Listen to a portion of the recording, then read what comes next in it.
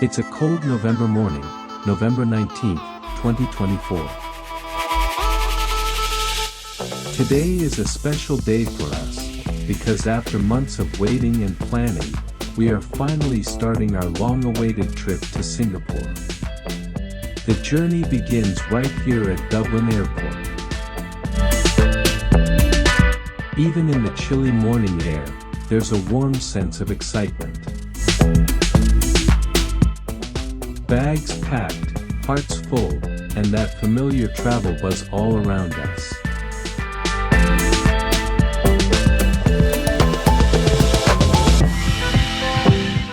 Check-in was smooth, security was easy, and now we're slowly settling into that airport rhythm, coffee in hand, watching travelers rushing toward new destinations.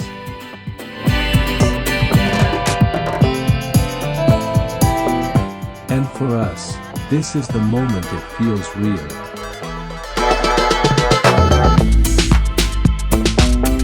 The gate is announced, the plane is waiting, and Singapore is calling.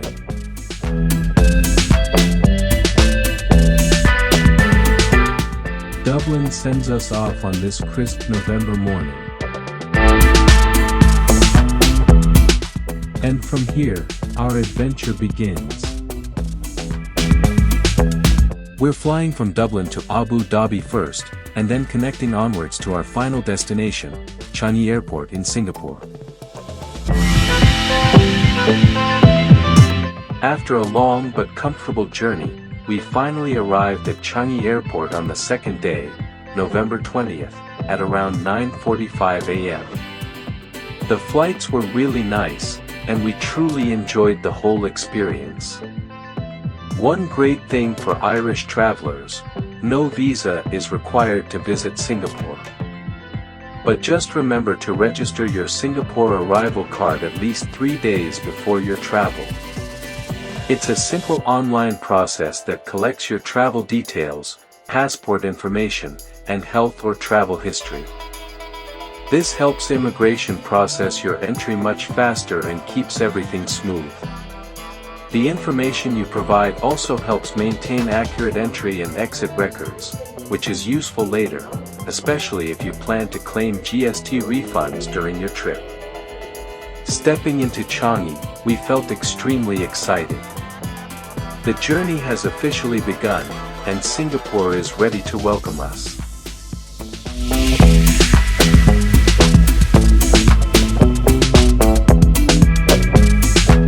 The MRT station is very close to Changi Airport, making it very easy to travel to your destination directly from the airport.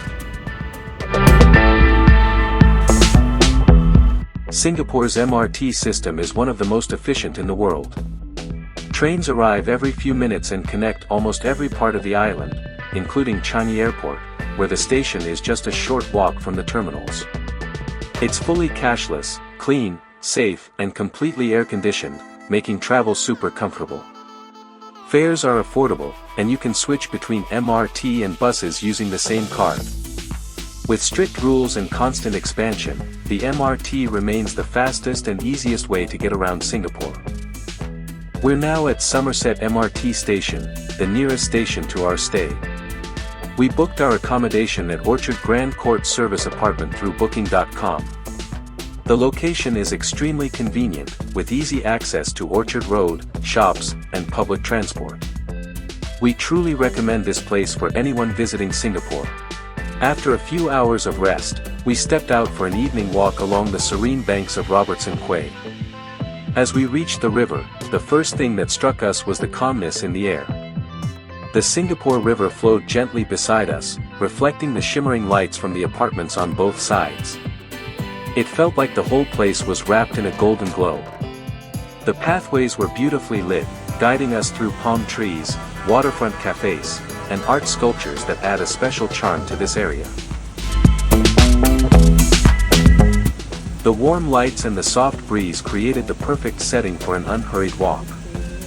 Both sides of the river were filled with lively food courts and restaurants.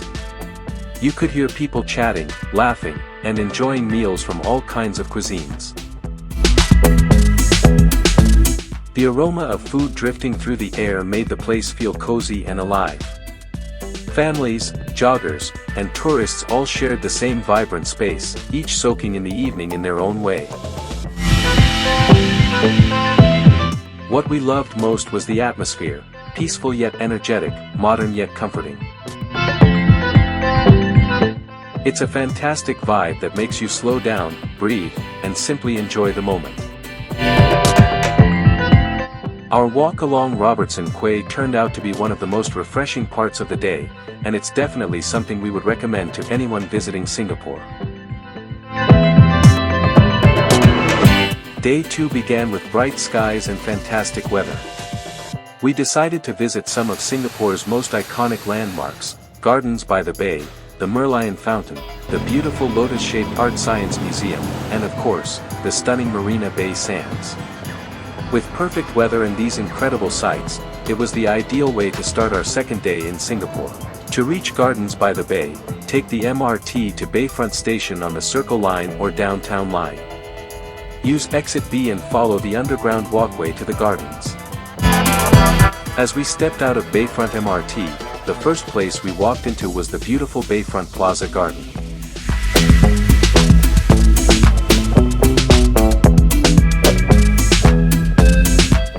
This lush green space felt like a peaceful welcome into Gardens by the Bay.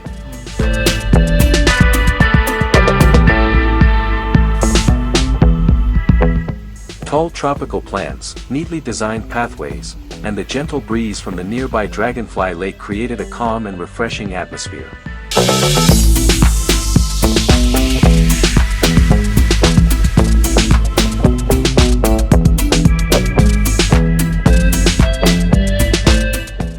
It's a perfect starting point, easing you from the busy city into the natural beauty of Singapore's most iconic garden.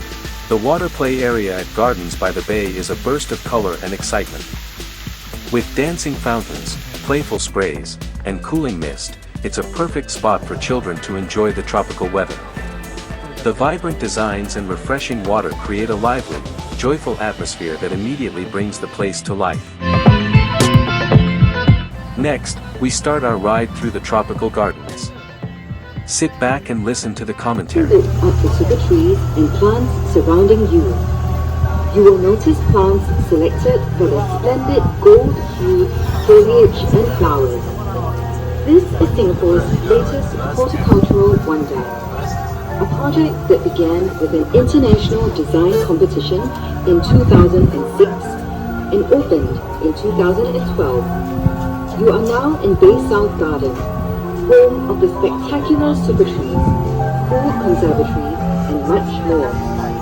Towering in front is one of two cool conservatories, the Cloud Forest.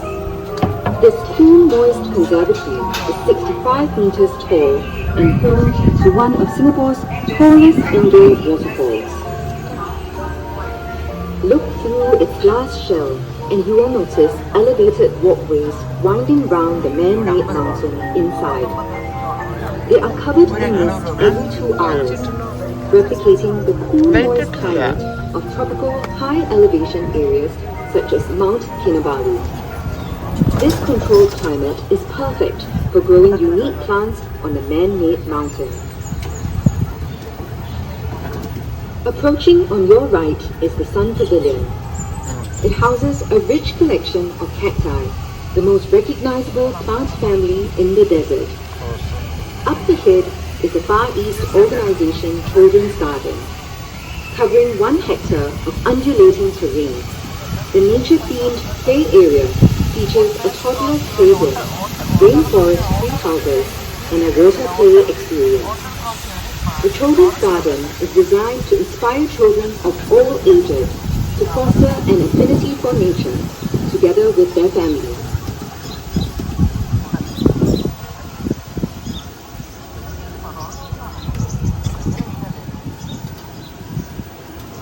You are now entering the waterfront walk, which connects Bay South to Bay East via Marina Barrage behind you. Across Marina Reservoir, you will see Bay East, the second of 3 gardens of Gardens by the Bay.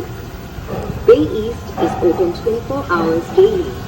offering a superb view of the city skyline along its waterfront promenade. Back here at Bay South, proudly fronting the Marina Reservoir, are its two-star attractions, the cloud forest to your left and the flower dome up ahead.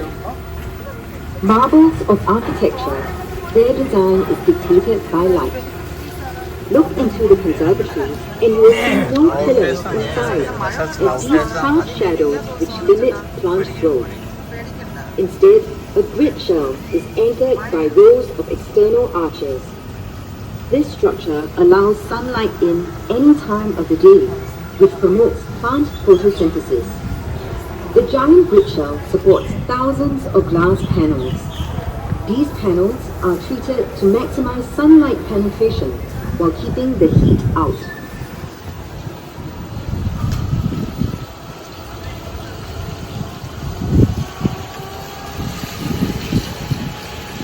To your left, the flower dome features plants from the 5 continents of the world, bringing you into the cool, dry climate of the Mediterranean and semi-arid subtropical regions. The air inside is specially cool and desiccated to match the climate these plants are native to, allowing them to thrive and burst into color. Some of the trees in the flower dome are remarkable specimens of nature, like the giant baobabs, also called overturned trees. The Mediterranean olive trees have survived a remarkably long passage of time. They are estimated to be about 1,000 years old.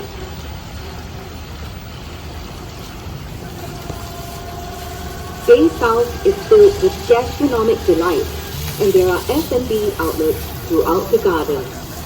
One fine dining option is Marguerite, to your left, serving contemporary cuisine in a garden setting.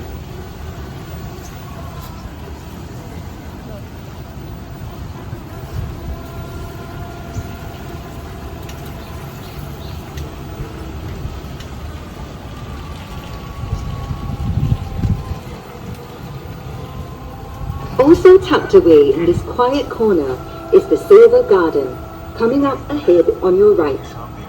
This rentable event space is named after the silvery colored plants growing on and around its tree super trees. Catch a glimpse of the Dragonfly Lake on the right, part of the sustainable water system in the gardens. The Dragonfly Lake forms a waterfront along other attractions and developments at Marina South, with a promenade planted with scented plants. Rainwater runoff is cleaned by filter beds of semi-aquatic plants, and the water collected in the lakes is then used to irrigate the plants around the gardens. There is a 440-meter boardwalk beside to stroll or jog along. The Marina Reservoir and 2 lakes surround Bay South, providing irrigation for plants and a cool respite for visitors. The reed bed to your right acts as a natural eco-filter to cleanse water from rain runoff. The reeds help improve the lake's water quality by absorbing excess nitrogen and phosphorus.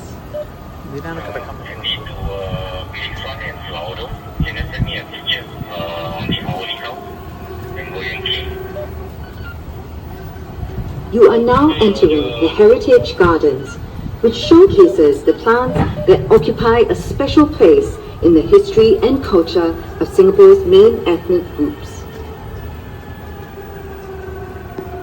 Welcome to the Indian Garden. Can you spot the national tree of India here? It's right in the middle of the Indian Garden, the banyan tree, also called the Bengal fig. With its tangle of roots and branches, the banyan symbolizes eternal life for Hindus. Plants, and especially trees, have huge cultural and religious significance for the Indians. In front of you, a circular opening in the wall welcomes you into the Chinese garden. This is called a moon gate, a feature found in traditional Chinese gardens and represents a full moon. For the Chinese, a garden is a reproduction of the natural environment. That's why features like ponds and boulders are common in classical Chinese gardens. A rock represents a mountain and water stands for rivers and waterfalls.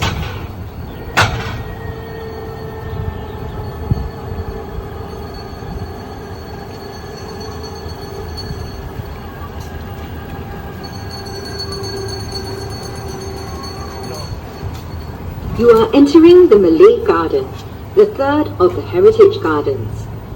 The timber structure coming up on the right is an example of a traditional village residence known as a kampong house. There are many food plants here used by the Malays, such as pandan and the breadfruit trees on your right.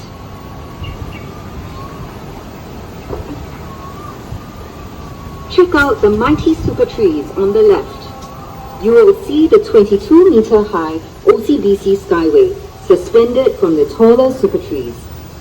This aerial walkway offers a panoramic view of Bay South and the surrounding Marina Bay area. Vertical gardens of epiphytes and flowering climbers adorn the trunks of the super trees. At 7:45 and 8:45 every evening, the Super Tree Grove serves an audio-visual treat, the Garden Rhapsody, a spectacular light and sound show that will captivate your senses. The last of the Heritage Gardens is a horticultural representation of Singapore's colonial past. The frangipani with its white flowers were chosen to match the black and white houses of the early British planters in Singapore. Important cash crops they brought in the 1800s are featured here. To the right are the Brazilian rubber trees and the African oil palm. You are now leaving the Heritage Gardens, one of the two themed gardens at Bay South. We hope you have enjoyed learning about Singapore's culture and heritage through the plants you have just seen. You are approaching a stupendous white baby sculpture called Planet by British artist Mark Quinn. The sculpture's surroundings reflect the white theme of the colonial garden. It is the most significant of the many sculptures around the gardens, which include water buffaloes, horses, and dragonflies. Singapore's location on the equator bestows upon it perpetual summer and high rainfall, and rich flora and fauna. These are the threads that have been woven to create a city in nature. Gardens by the Bay epitomizes this vision through community event spaces such as the Meadow.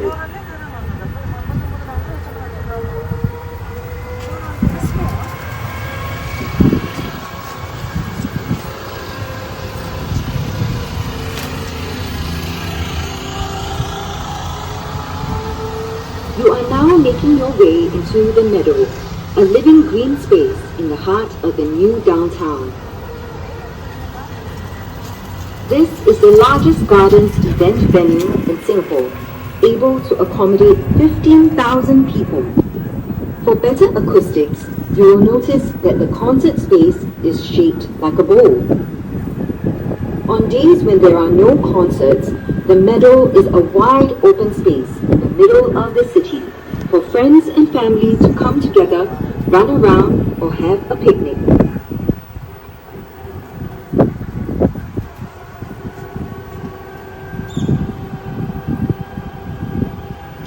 Look to the right and you will see a grove of kaya trees.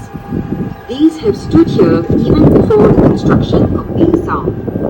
The old trees have been retained for their nostalgic value and to provide shade for the meadow.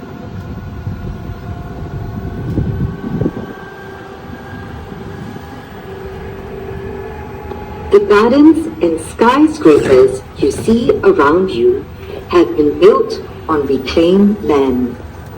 In a way, Gardens by the Bay is actually made from small pieces from all over Singapore.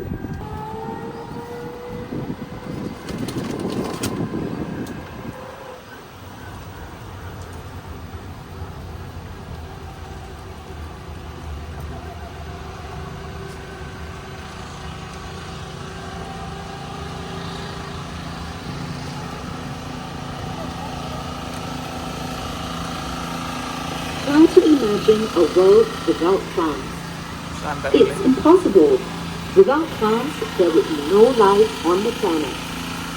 6 gardens in the world of plants ahead of us focus on the role of plants in our ecosystem. Do you know which were the first plants in the Discovery Garden, you will learn how plant life began. Ferns and mosses were the first plants that appeared on land 500 million years ago. If you see what looks like tree trunks lying on the ground, they are actually petrified wood, ancient trees fossilized through time. The topiary sculptures in front depict the native animals of the rainforest, such as the orangutan, rhinoceros beetle, and hornbill. Topiary sculptures require constant pruning to maintain their form. These sculptures are made out of the curtain fig. The animals showcased here are closely linked to the flowering, fruiting, and dispersal of the fig. This is the Fruits and Flowers Garden. Pollinated flowers develop into fruits with seeds. The fruits of the cannonball trees on your left and right expel their seeds when they explode on impact, giving the tree its name. Plants and trees also reproduce by dispersing seeds through wind, water, or animals. Not all plants require direct sunlight to flourish. Explore the dark side of the rainforest in the understory garden.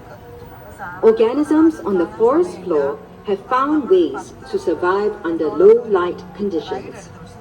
Fungi, like the mushroom sculptures you see on your right, help to break up fallen leaves and twigs into rich nutrients for vegetation. You are entering the world of palms garden. Palm trees are important components of the rainforest, filling its mid and lower strata and providing food to birds and animals. Rattan is used for furniture, and car wax is made from a Brazilian palm, carnauba. Look to your right behind the palm trees and you will see the Energy Center, a marvel of sustainable energy. Tons of horticultural waste collected from parks every day is burned to power turbines that help to cool the flower dome and cloud forest.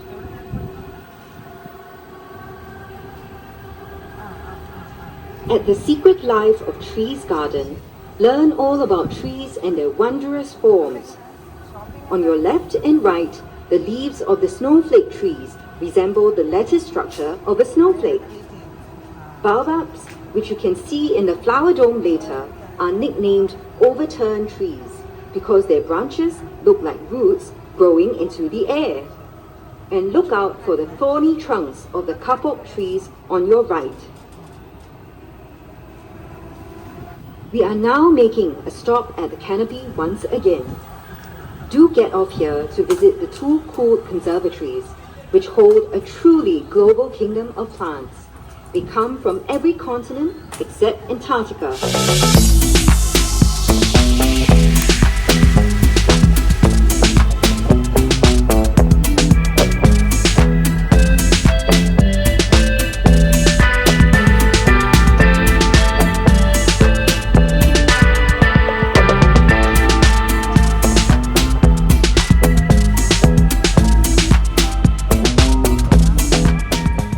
After our beautiful drive through the tropical gardens, we continued our journey on foot, this time along the peaceful banks of Dragonfly Lake. The moment we stepped onto the walkway, the atmosphere changed completely. The city noise faded away, and all we could hear was the gentle rustle of leaves, the soft flow of water, and the distant buzz of nature thriving around us. Dragonfly Lake is one of the most scenic parts of Gardens by the Bay. As we continued our walk, the view opened up and we could see the giant super trees rising in the distance. Their towering structures stood proudly above the gardens, looking almost magical against the sky. With every step, they seemed to grow bigger and more impressive, Guiding us toward the heart of gardens by the bay. As we continued our walk, the view opened up and we could see the giant super trees rising in the distance. On the other side, rising tall and unmistakable, stood the iconic Marina Bay Sands. From here, the structure looks even more majestic, almost futuristic, like a grand ship resting on 3 towering pillars. Its reflection in the lake created a picture-perfect moment, reminding us just how beautifully nature and modern architecture blend in Singapore.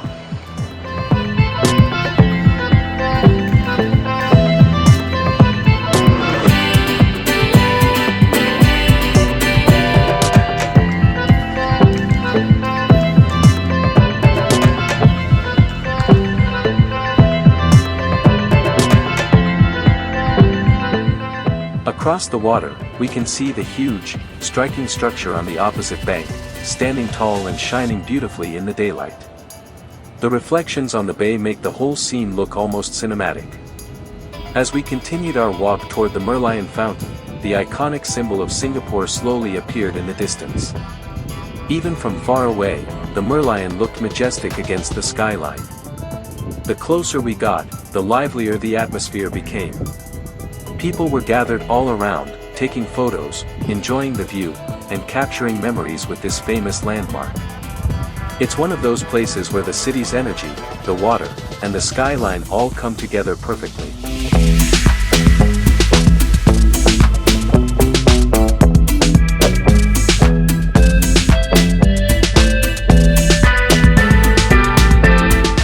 As we continued our walk, we arrived at Jubilee Bridge, a beautifully designed pedestrian bridge built to celebrate Singapore's 50th year of independence.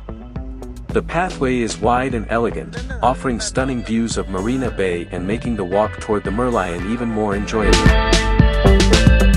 The Merlion Fountain is one of Singapore's most famous and beloved landmarks.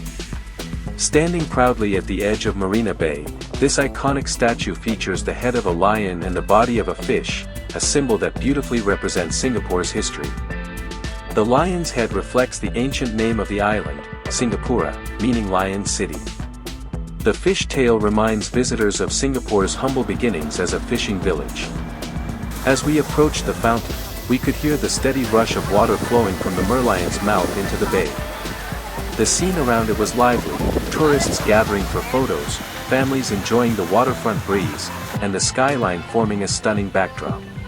From the Merlion, we continued our walk toward the beautiful lotus-shaped Art Science Museum. Its unique design looks stunning up close, almost like a giant flower opening towards the sky. Right beside the museum, we stepped into the shopping mall at Marina Bay Sands. Inside, the atmosphere changed completely, cool, modern, and full of energy. One of the highlights here is the huge LED water display on the floor, designed to look like a flowing lake. The colors move and ripple as if water is gently streaming beneath your feet. Just a little further in, there's another spectacular feature, a waterfall-style LED installation that cascades down like digital water. The visuals are so real and vibrant that it feels like watching art come alive. Walking through this space was a perfect blend of nature-inspired design and futuristic creativity, a true reflection of Singapore's modern spirit. That brings us to the end of this part of our day's journey. Stay with us, there's much more coming up.